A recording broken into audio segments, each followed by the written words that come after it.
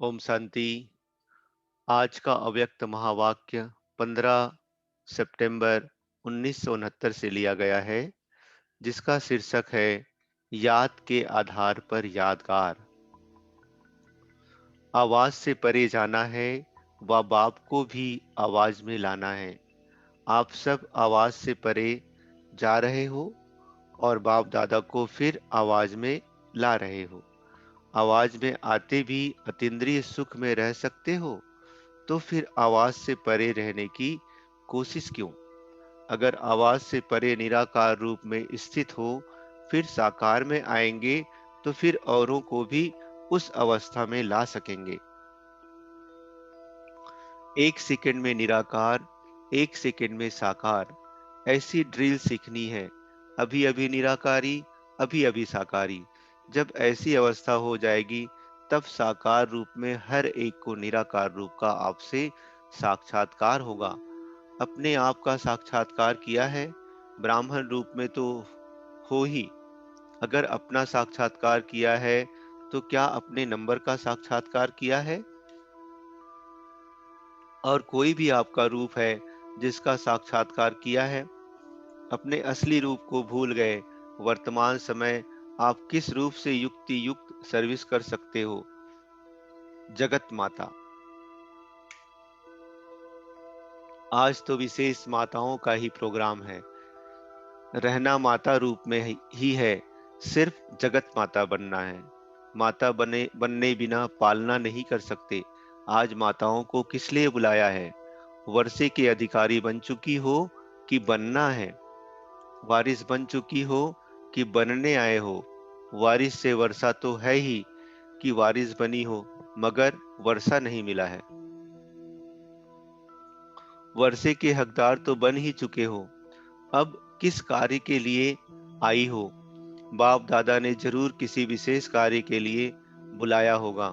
Study तो अपने सेवा केंद्रों पर भी करते रहते हो, कोर्स भी पूरा कर चुके हो, मुख्य ज्ञान की पढ़ाई का भी पता पड़ गया है। बाकी क्या रह गया है? अब नष्टो मोहा बनना है। नष्टो मोहा तब बनेंगी जबकि सच्ची स्नेही होंगी।